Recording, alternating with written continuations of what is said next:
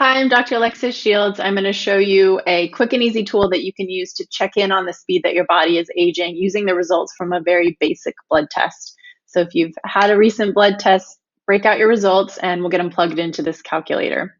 So the first thing you want to do is go to aging.ai.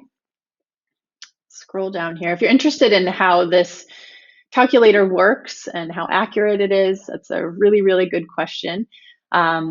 All of these calculators, or at least the ones I'm aware of anyway, use a machine learning algorithm to calculate predicted age or the biological age or pheno age or whatever it is that they're calculating. They're using a machine learning algorithm. This one specifically is using deep learning, which is a type of machine learning, which basically just means they're using a massive amount of blood work data and using that data over time to train the machine to predict age based off of that data. So it's really cool. It's an emerging science. It's something that is being researched more and more now because these types of tools can be utilized to help us predict, or not predict, but determine if anti-aging treatments are effective, if different lifestyle changes, diets, supplements, fitness routines, if any of those are impacting aging in a positive or negative way, we'd be able to use these tools to determine that. So they all have varying levels of accuracy. They're getting better over time.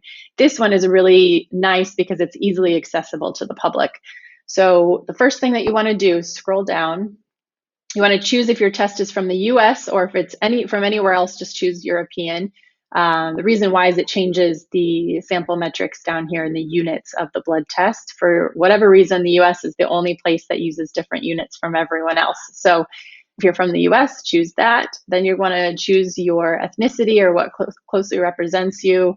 This particular calculator is also interested in determining the speed of aging as it relates to blood work for different populations of people. So choose that. And then you want to fill in your information here. So we'll say 170, height, 70 inches. I'm going to say no for smoking. I'm just going to load a sample bit of data for this instead of taking the data from my actual blood test. But what I would typically do is pull up my blood test off to the left-hand side here, pull up this website off to the right, and just transfer your data over into these blocks. You'll see that what is needed here are just these blood biomarkers.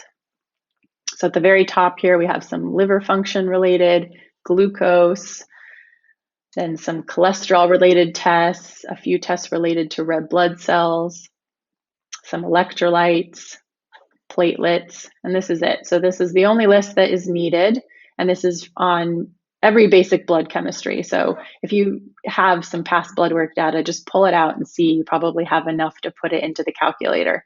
I'm going to load just an example instead of putting in data. So you'll see it populated everything that we need here. So once you have all of this put into the calculator, click submit, and then it's going to predict the age. So I just put in random data, so it's not really going to be useful in terms of figuring out comparing age, basically.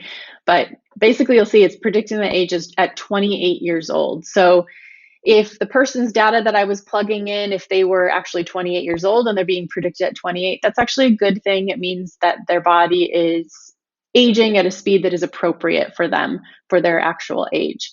If they're 35 and their predicted age comes back at 28, so if their predicted age is coming back younger than they actually are, that means that the speed that their body is aging may be a bit slower than what is typical for their age, which could be considered a good thing unless it's much, much, much younger.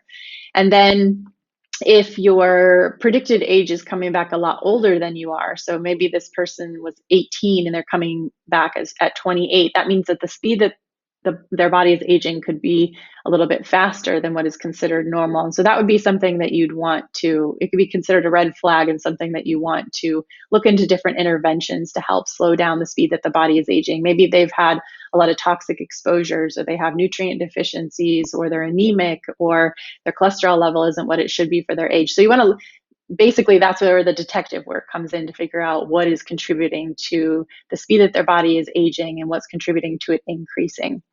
So when I do an assessment of my client's blood data, I'm doing something similar to this. I don't use this particular calculator. I use a different one that I really like.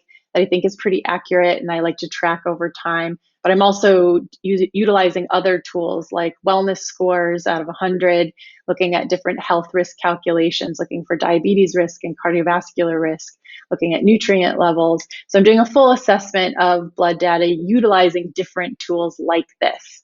So give it a try and leave me a comment and let me know how it turns out for you.